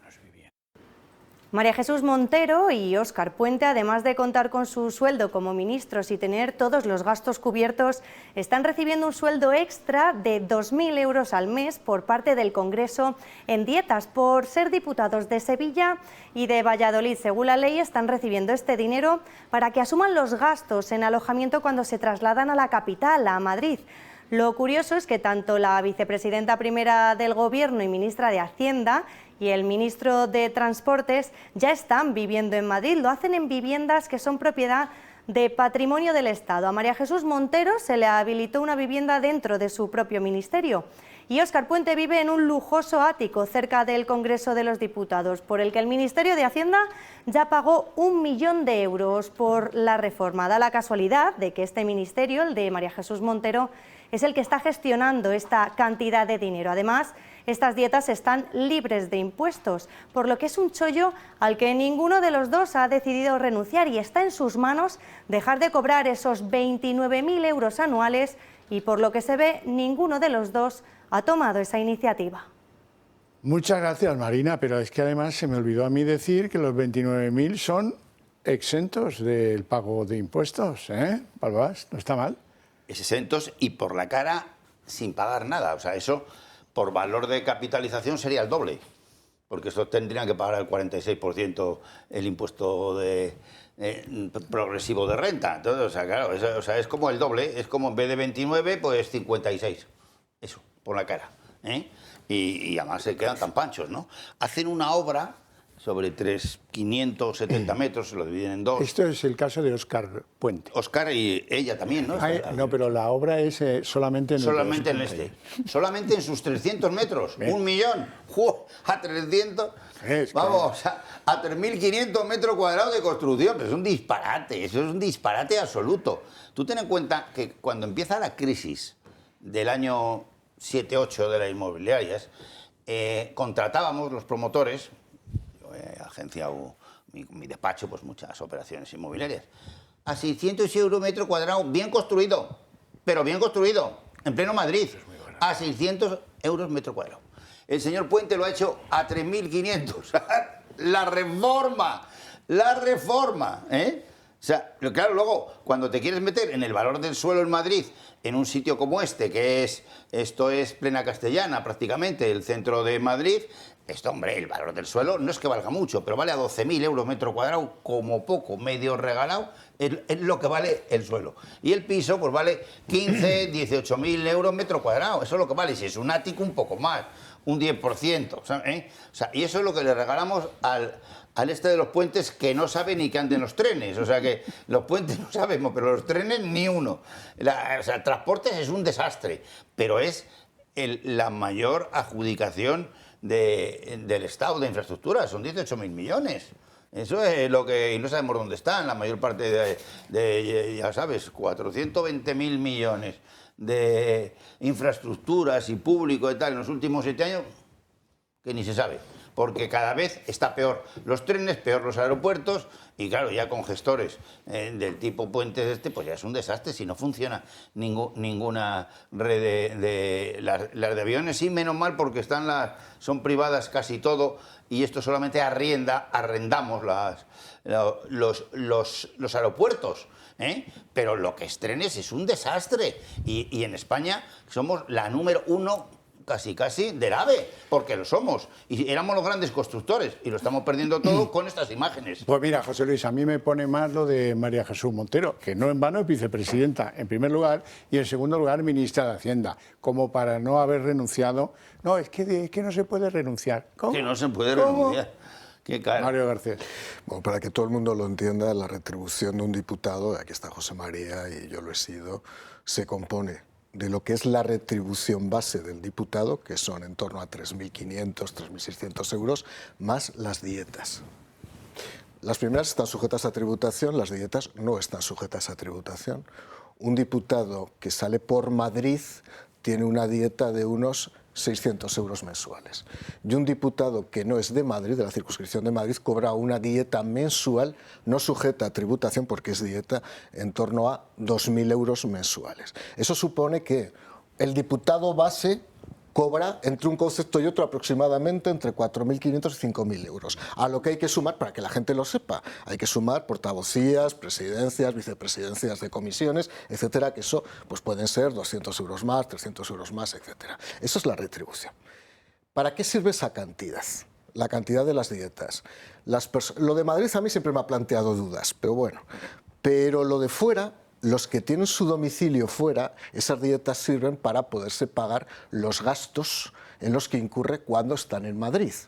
Y aquí hay varias cosas para que todo el mundo lo sepa también, porque aquí no hay que engañar a nadie. Los desplazamientos los paga el Congreso de los Diputados. Si yo quiero ir a Huesca, a mí me paga el billete el Congreso de los Diputados. Por lo tanto, yo con esos 2.000 no cubro mis gastos, porque me los cubre a más el Congreso de los Diputados. Ahora, ¿qué se supone? Que con esto se pagan las comidas, las cenas, más en su caso los hoteles, apartamentos o viviendas que alguien puede tener en Madrid como consecuencia de su condición de diputado.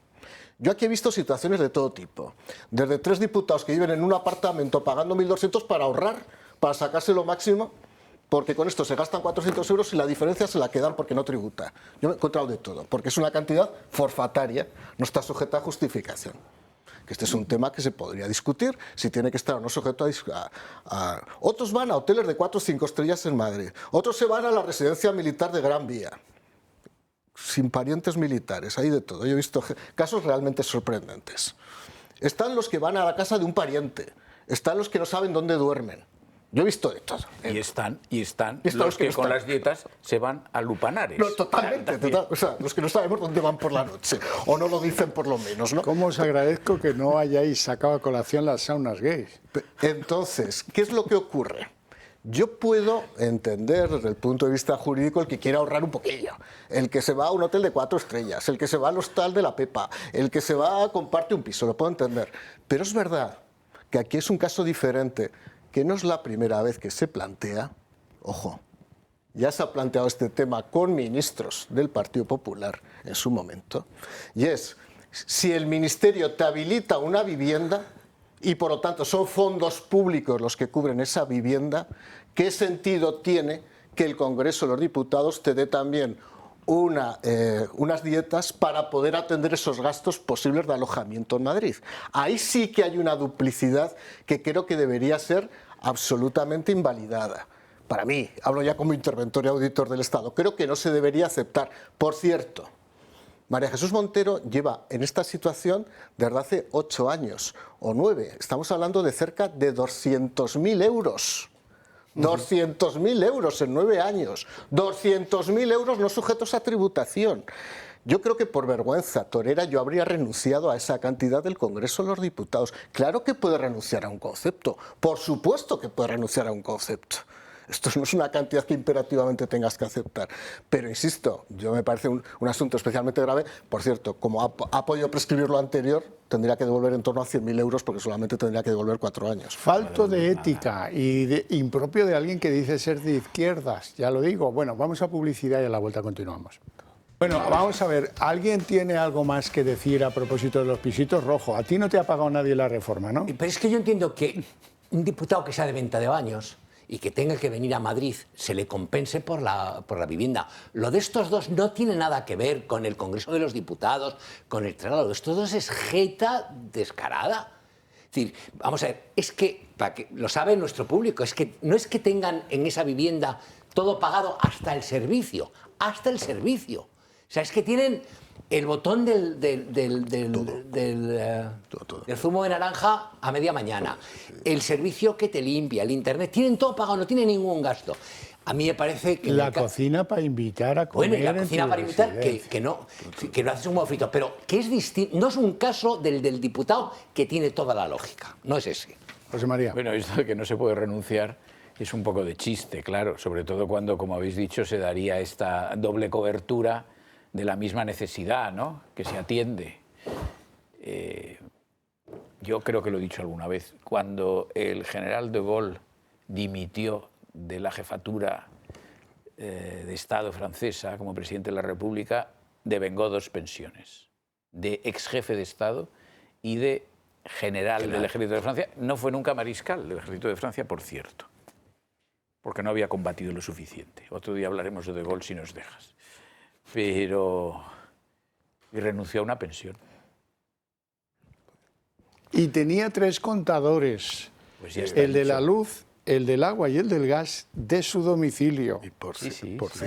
cierto, Javier, Yolanda Díaz también vive en el Ministerio de Trabajo. Sí, está muy cerca. Y de también aquí. es diputada. O sea, habría que analizar si realmente ha También. renunciado o no. Y también, lo que dietas. Mario sabrá esto, lo que ha habido en el pasado, no digo con qué gobierno, quizá del PP o del PSOE, no lo sé, en los ministerios en los que había piso a disposición del ministro, que no son todos, No, creo. no son todos, no. En los que había, sí ha sucedido en el pasado lo siguiente, lo sé, que el ministro no hacía uso de ese piso, porque vivía en su casa en Madrid, porque le resultaba más cómodo y no trasladaba al ministerio, y cedía el uso a un secretario de Estado.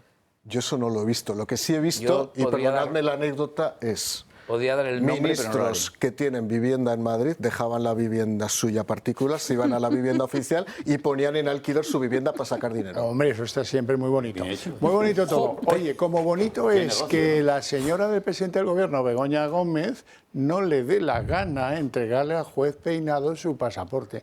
Y su asesora, Cristina Álvarez, ha dicho que ella hace lo mismo, seguramente lo que la manda su jefa, Begoña Gómez. El juez está hasta arriba de aguantar esto, porque esto es un desacato a lo que dicta su señoría el instructor, y ha pedido ayuda a la policía judicial para que, por favor, retírenle ese pasaporte. Lo más divertido es que, al parecer, no se trata de impedir que se fugue del país, como pudiera parecer, sino que se trata de averiguar en qué otros sitios ha estado durante todos estos 8 años, porque eso sí que tiene un interés mucho más instructor de la causa. Bueno, una sugerencia al juez Peinado. Sugerencia al juez Peinado. Sí, que llame a Trump. Que llame a Trump y la extraiga. Trump interviene en el domicilio y consigue el pasaporte de las 2 petardas rápidamente. Bueno, Rojo, ¿tú te crees que...? No, si me ocurre. Piensa que lo hago yo, que me pide el juez... Sí. A mí eso me recuerda lo de las pintadas. O sea, es decir, pues que el juez las mande llamar, que las mande traer. Sí, que me las traigan y que traigan el pasaporte. Albás. Bueno, la justicia con el entorno de Moncloa es un disparate, o sea, es un disparate absoluto. O sea, y hay con el Félix Bolaños, que quiere retocarnos todo ilegalmente, absolutamente, y retocarnos la justicia, que es autónoma absolutamente. En las grandes competencias que tiene sobre justicia Félix Bolaños son pagar la nómina, la luz y el agua de los jueces, nada más. Ahora, que se quieren meter más cosas, se quieren meter en lo que tú quieras. Las competencias son autónomas, dice la Constitución, y lo dice el Tratado de la Unión Europea, apartado 2. Absolutamente independiente. ¿Qué pasa? Que están metidos en unos bollos de corrupción absolutamente tremendos, como nunca se ha visto, y quieren tratar de taparlo, pero ya es que no cuela nada, si es que no cuela nada. Lo último son otros 12.000 millones por ahí de la Next Generation, que no sabemos dónde están, que tal vez que ya el disparate es automático. ¿Qué vamos a hacer? Buscar la pasta. Bueno, yo necesito un desengrasante. Y hoy el desengrasante va a empezar a dárnoslo Santiago Abascal. Santiago Abascal, que describía el menú de despedida de Pilar Alegría como ministra para ir a fracasar en las elecciones, donde no le dan la expectativa de 17 escaños, que hay que caer bajo. Lo cuenta Abascal. Pilar Alegría, vaya despedida.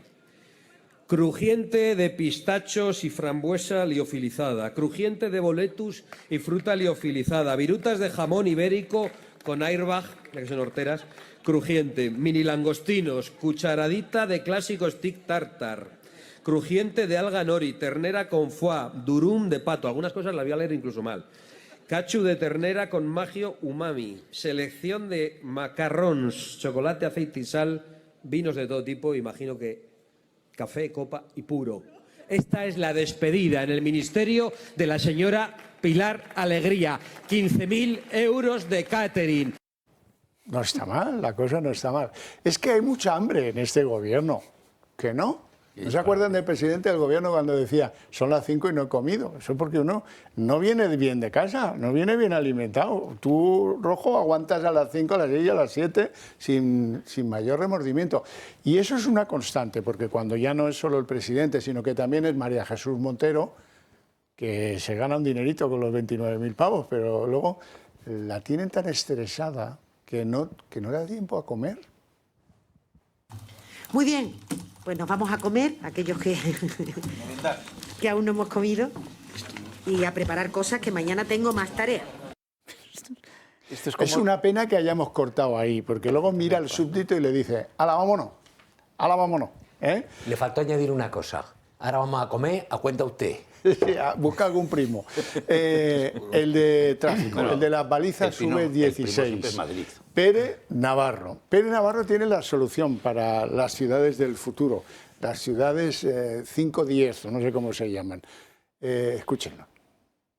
estamos todo el día con las emisiones y emisiones, no tal y cual. No, escuche, mire, al centro de la ciudad vas con transporte público y si tienes prisa, coges un taxi, un Uber o un Cabify.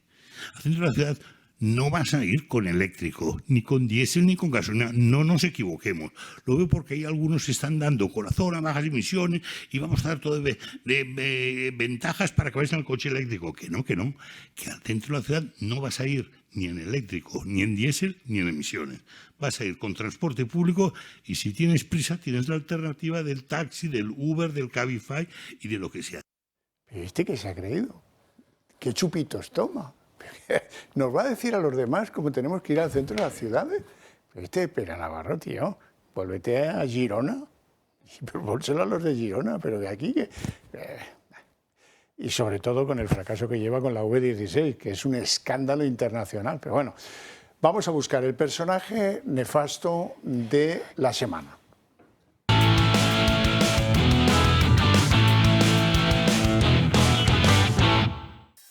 Don Mario Garcés, ¿quién es para ti el personaje nefasto de esta semana? En defecto de Pedro Sánchez y por exceso Begoña Gómez, como no puede ser de otra manera, ¿no? Y bien decíais antes, hay muchos españoles que cuando les llama la justicia, la administración de justicia, se asustan, vamos a ver cómo voy.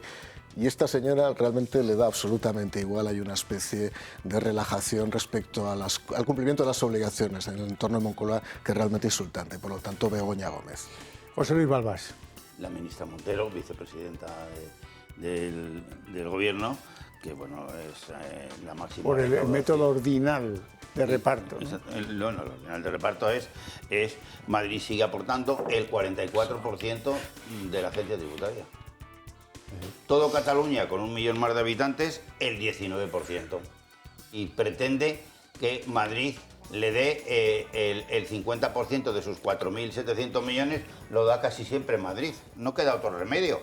No lo va a dar Andalucía o Extremadura o La Mancha o Canarias. No pueden. O sea, no hay la pasta. Entonces, ¿qué está haciendo esta? Pues un desastre desde el punto de vista de la hacienda pública, pero un desastre absoluto, porque se está cargando toda la economía productiva, 300.000 millones de recaudación este año, que va contra las pymes, contra los trabajadores autónomos, contra los camioneros, contra los que decías tú de la leche, eso que están por la mañana, ganaderos, ¿tá? Contra eso, porque mandan las declaraciones, las mandan obligatoriamente para abrirlas en 10 días, las hacen en la agencia tributaria, algo que se llama inteligencia artificial.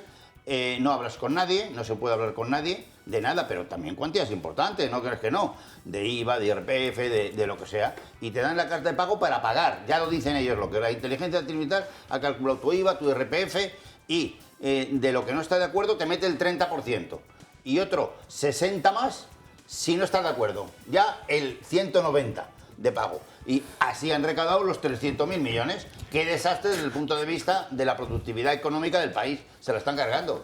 José María Sánchez, personaje nefasto de la semana. Yo también coincido, María Jesús Montero, por esta cuestión de lo que parece que ha pactado, no sé muy bien, sobre reforma de la financiación. Con Junqueras. Con Junqueras, sí. Que no sé qué capacidad tiene de pacto este señor. O sea, luego lo transmitirá a través del partido, no sé, pero bueno, también pactan con Puigdemont, o sea que... vamos a ver, ya hay un informe de FEDEA de hace 3 días sobre esta cuestión en la que pone de manifiesto los inconvenientes de esta reforma. Yo quiero recordar que aquí hay un concepto clave que es lo que se llama, pero a mi juicio indica mal la realidad que designa, que es lo de la recaudación. El 90% de la financiación autonómica en España, en las comunidades de régimen común, se obtiene de IRPF, IVA, impuestos especiales, el 90%. Y corrígeme tú, Mario, pero me parece de esa tributación de la que la recaudación es responsable del Estado, el Estado luego transfiere a las comunidades autónomas el 50%. ¿no? Así es, más o menos. Más o menos. Depende del tributo. Depende del tributo, pero en IRPF es así, sí. En IVA también, y en impuestos especiales es el 67, sí, me parece, si no recuerdo mal. Bueno, entonces, vamos a ver, cuando se habla de recaudación lo que se quiere decir y esto es lo importante, es que el tributo, aunque nominalmente siga siendo estatal, va a ser autonómico. Es decir, no lo va a recaudar el Estado y luego va a trasladar una cantidad a la comunidad autónoma. Va a ser la propia comunidad quien lo recaude. Bueno, ¿y entonces? ¿Entonces esto qué significa? No es recaudación. O sea, si la gestión del tributo desde su inicio hasta el final es competencia autonómica, ¿lo llamamos tributo estatal? Pues no sé por qué. Porque le queremos poner este nombre. ¿Estás de acuerdo con esto o no, Mario? No estoy de acuerdo. Y más cosas. Alfonso Rojo, ¿tú a quién nominas como personaje Estoy de nefasto? acuerdo, Montero. Y la única duda que tengo yo, o la principal que tengo, es como si se les ha ido definitivamente la olla, el olfato político, la sensatez a los gurús de la Moncloa, a Pedro Sánchez. Pueden jugar con los tiempos. ¿Por qué agitan de esta manera este asunto con las elecciones de Aragón Porque a 3 semanas? quieren intentar captar a Esquerra, intentar captar a Pero Junts. te va a costar, en Aragón te tiene que costar votos, en Andalucía tiene que eso le da costar igual, votos. eso le Y da si no, en cualquier caso me parece injusto. Eso le da igual. A César le da lo mismo. Bueno, ¿se acuerdan ustedes de Miguel Ángel Gallardo? Es el benefactor del hermano músico del presidente del gobierno, el que organizaba aquello, el chamizo aquel de la Diputación de Badajoz, donde hacían lo que les daba la gana. Que este quiere venir aquí a no sé qué. Vale, este hombre, Miguel Ángel Gallardo, se caracterizó por hacer todo tipo de marramucias para conseguir el aforamiento. Lo consiguió. Luego es verdad que María Guardiola le fastidió muchísimo convocando elecciones.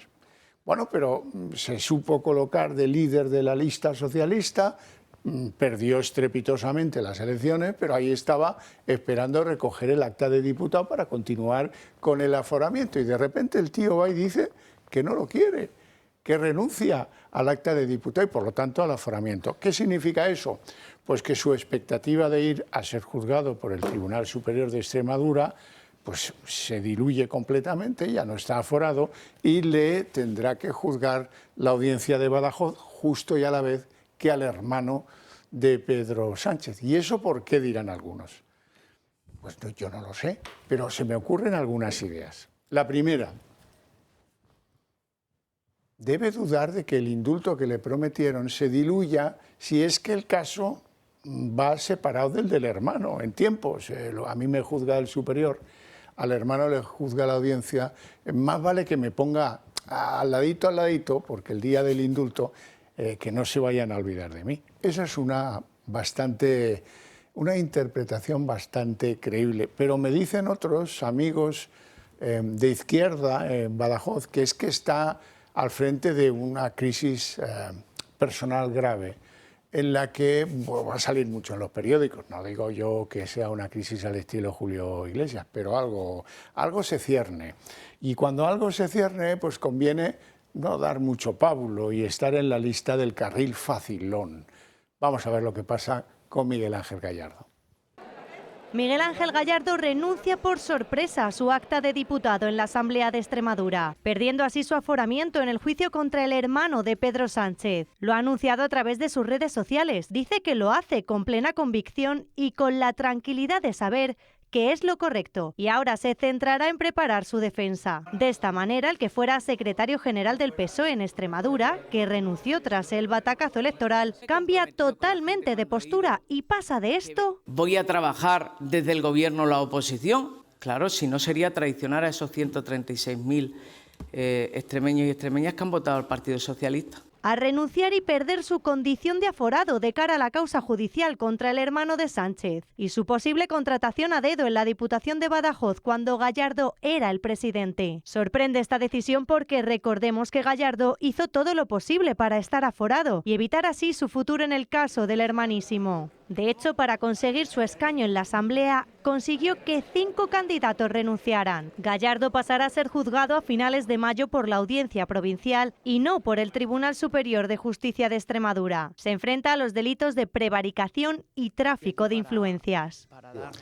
Bueno, Mario Garcés, ¿qué interpretación le darías tú a este giro imprevisto de las circunstancias? No lo sé, si tuviera que escribir una novela, no sé de qué estilo sería, si político, suspense o Alguno diría que erótico, pero no lo sé todavía. No sé si erótico político, no tengo ni idea, no tengo ni idea qué es lo que va a pasar. De todos modos, la primera constatación. El Partido Socialista de Extremadura, que ha sido un referente para el Partido Socialista Obrero Español, presentó a este personaje como candidato a la presidencia de Extremadura. En eso ha quedado el Partido Socialista Obrero Español. La gente dice, ¿cómo ha caído tanto? Bueno, es que esto es la degradación de la política fruto de la estructura de los partidos políticos y en particular en Extremadura, que es un puñetero desastre. En segundo lugar, a Pedro Sánchez le importa Extremadura lo que a mí me debe importar los inuits del norte de Groenlandia. O sea, nada, lo siento, no me importa nada, que se busquen la vida. Porque realmente le daba igual, sabía que con un candidato tóxico envuelto en un procesamiento y en un posible desvelamiento de alguna crisis de todo tipo, yo no lo sé, ya se verá, pues la verdad es que y Extremadura es grande territorialmente, pero es pequeño poblacionalmente y la gente sabe muchas cosas. Entonces yo creo que sabía perfectamente que le condenaba a unos resultados paupérrimos, como así fue. Como es verdad que, y lo decís muy bien, de pronto pues saca la propuesta de reforma de financiación con una Pilar Alegría presentándose en Aragón, cuando precisamente el aragonés suele ser bastante presa de los complejos que tiene con Cataluña, y ojo como a Cataluña se le favorezca que te voy a perjudicar votándote, y en eso además el aragonés es muy terco a la hora de votar. Por lo tanto es que a Sánchez le da absolutamente igual, él se mueve por sus pulsiones personalísimas, etcétera. ¿Qué puede pasar? Pues que en un momento determinado de la vida, y yo no lo sé, estas cosas nos pasan a todos, es azar, fortuna, infortunio a veces, pues se cruzan, hubo un cruce de relaciones personales, políticas, entre el hombre de Villanueva la Serena y el compositor de San Petersburgo. Oye, pues, y eso provocó pues un desliz desde el punto de vista institucional, desde el punto de vista de la Diputación Provincial de Badajoz. Pues el tiempo dirá. Pero que insisto, que en Extremadura la gente tiene ojos, la gente tiene orejas y la gente tiene boca, y que no son tontos. Ojo. Es decir, yo en mis 74 años no he estado nunca en política, ni he hecho política, pero os debo confesar que es una máquina de triturar carne. Más en la derecha y en los partidos de la derecha que en la izquierda, que no llevan los genes el de la ingratitud, cosa que sí lleva el PP y sí llevan los partidos de la derecha. Es un teno. Pero con este personaje yo creo que se ha comido todo, porque ahora ha asumido y tiene que asumir el fracaso en Extremadura, que no es verdad. En España, tal como el sistema político, tú presentas a la mula Francis, a Rintintín, que era un perro, a Lassi, que era una perra, a quien quieras, es decir, al gato Félix, y saca prácticamente los mismos diputados que el que pongas primero de la lista, aunque pongas un premio Nobel en literatura. Te lo digo yo, 2, 3 escaños de diferencia, en el peor de los casos, que no hay más. Entonces este hombre se lo ha comido todo y ahora le toca apurar la copa del dolor. Está muerto, ya lo sabe, y va a la condena absoluta. Creo que hasta en casa le van a dar, o sea que no te digo nada. José Luis.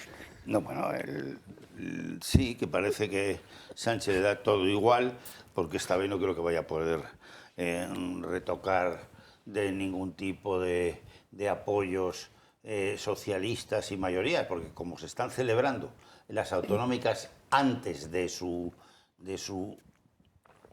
tercera reelección o cuarta, ya ni se sabe, de tal, claro, le van a sacudir una leche en Aragón, que como dice mi amigo Garcés bien, pues tienen todavía de ser el gran reino, y claro, que un condadillo ahí de Barcelona quiera sacarle la pasta, pues que no, va a ser que no.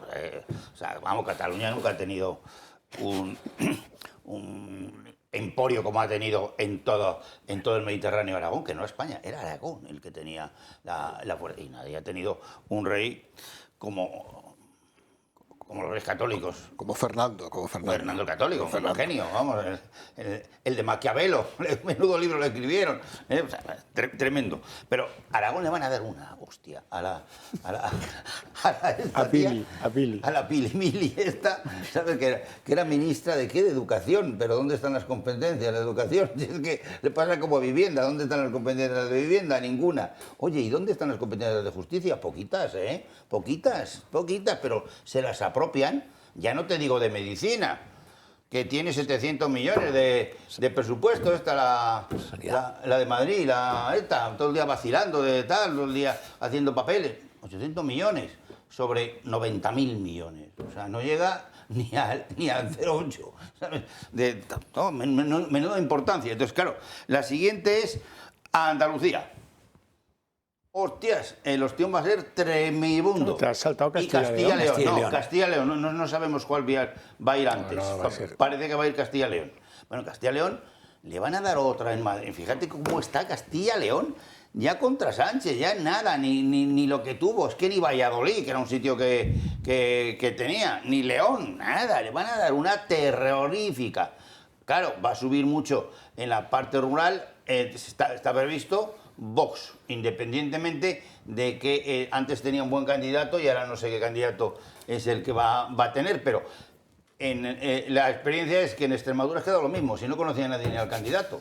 Se fue allá a Bascal dando la vuelta por todos los pueblos dice Rojo. Y terminó sacando el 18% en Extremadura, que es el sitio donde más el PSOE ha sacado en la historia. Ha llegado a sacar 55%. Una barbaridad, no solo con Ibarra, con Vara, con todo, siempre, en todos los lados, en todos los pueblos. Pero ahora ha perdido en Badajoz. Le ha ganado Vox como segundo. Badajoz capital, que es la capital más habitada de toda Extremadura. Y ha quedado segundo. Y claro, yo no te digo Andalucía. Andalucía, que Vox ya sacó 500.000 votos la vez anterior. 500.000. Con una que ahora está por ahí, Olor, no sé qué, pero da igual, la que pongas, va a dar lo mismo. Va a dar lo mismo el candidato que pongas. Va a pegar un arrase brutal, que no va a tener mayoría el PP. Solo ahí va a necesitar también, y esos son 9,5 millones de habitantes, eso es una barbaridad. O sea, ¿qué le va a quedar a Sánchez? Nada. Asturias ya ha dicho que no quiere saber nada del presupuesto de la Montero de tal, y la Mancha ni te cuento, está todo el día en contra porque sabe, y termino, saben estos dos que si ellos votan antes que Sánchez convoque las generales, los van a arrasar. O sea, ni paje ni paja le van a dejar, como tenga que votar antes municipales que las generales. José María. Bueno, vamos a ver, yo creo que en el caso de este Gallardo, más allá de cuáles sean sus relaciones con el hermanísimo, es evidente que Sánchez lo llevó al matadero en las elecciones extremeñas. Sí. O sea, le señaló el camino al matadero.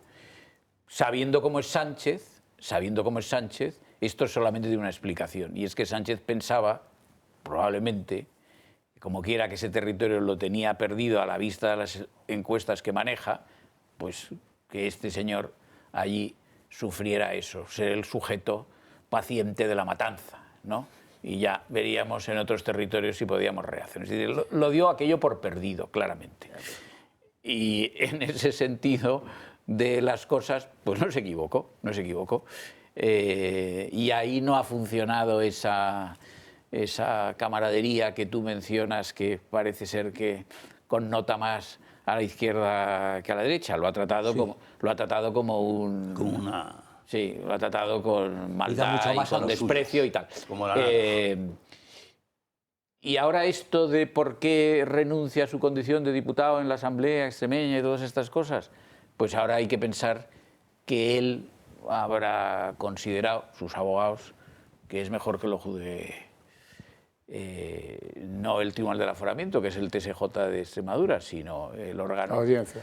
Que en este caso sería la audiencia. Bueno, de entrada de eso. Y luego quiero decir una cosa de esta señora, de Pili Juergas, porque no está aquí Iñaki Ezquerra, que le gusta mucho esto, citar el diccionario de autoridades políticas, ¿no? Que le gusta citar el diccionario de autoridades políticas, pero yo recuerdo que esta señora Pili Juergas, ministra de Educación, no olvidemos, de Educación, en una rueda de prensa dijo: yo no digo ni insultos ni soeces. Ministra de Educación. Pues entonces yo felicito a los aragoneses, que no va a tener que sufrir ni los insultos ni los soeces de esta señora. Someterse al soez de la circunstancia es muy complicado. Bueno, estamos en la recta final del programa, pero yo no puedo despedirme de vosotros hoy sin llamar la atención sobre dos circunstancias.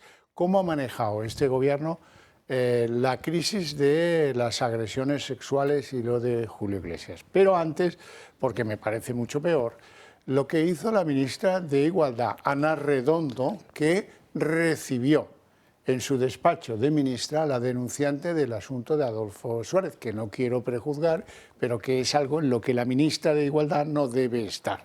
Tiene que estar, si acaso, la Fiscalía, la Justicia o quien demonios sea.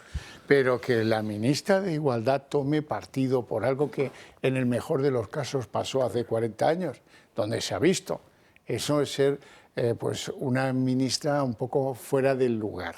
Lo mismo voy a decir de la flamante portavoz de gobierno a la que no se le entiende un carajo, pero eso ya es como tradición dentro del Partido Socialista. Siempre mandan a las peores, a las que no se les entiende nada. Elma Saiz, esta le preguntaron, así que salía del Consejo de Ministros para contar lo que allí se había aprobado, que no otra cosa, bueno, a bodarme con vida. Uy, que han acusado a Julio Iglesias. Esto dijo.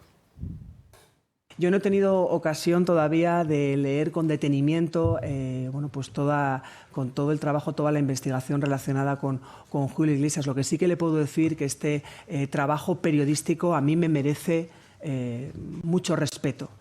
Como mujer, como progresista, le vuelvo a reafirmar el compromiso firme y contundente y rotundo del Gobierno de España ante cualquier violencia, acoso o agresión contra las mujeres. Vamos a trabajar y seguimos trabajando para que no haya ningún espacio de impunidad en ningún ámbito de la sociedad y desde luego no vamos a mirar hacia otro lado jamás ante cualquier situación como este caso, ¿no? Una cosa rápida, por favor. ¿Estáis de acuerdo conmigo en que los gobiernos están para otras cosas, para gobernar? Sin duda. Los posibles casos de agresión sexual que se hayan podido producir se sustancian en ámbito judicial. Punto. Por cierto, si te interesa tanto, querida portavoz y querida ministra, podrías haber llamado a todas las mujeres que han sido agredidas por Salazar y por el resto de la patulea del Partido Socialista Obrero Español. Y por el de Monforte. En tercer lugar, Julio Iglesias es un particular. Es un particular. No representa políticamente a nadie. Por consiguiente, lo que haya podido hacer en su vida privada será sustanciado judicialmente. Y los que sí ocupan puestos de responsabilidad política, como es el caso de Salazar, Ábalos, etcétera, son los que sí deberían dar cuentas delante de la opinión pública. Por consiguiente, esta es una posición absolutamente tendenciosa y una vez más arbitraria del Partido Socialista. Bueno, pues no tenemos tiempo para más. Si acaso para que yo recuerde la conveniencia mutua de que os hagáis miembros del Club de Amigos del Toro Televisión, que es algo muy simple porque es la mejor manera de hacer que las ideas que compartimos calen sobre la sociedad española a mayor velocidad. Y además es una llamada por teléfono, ahora os van a recordar el teléfono, 91 616 2464 y en 5 minutos queda resuelto. Que paséis un feliz fin de semana en lo que queda y nos vemos la próxima semana a las 10:30 del sábado. Muchas gracias.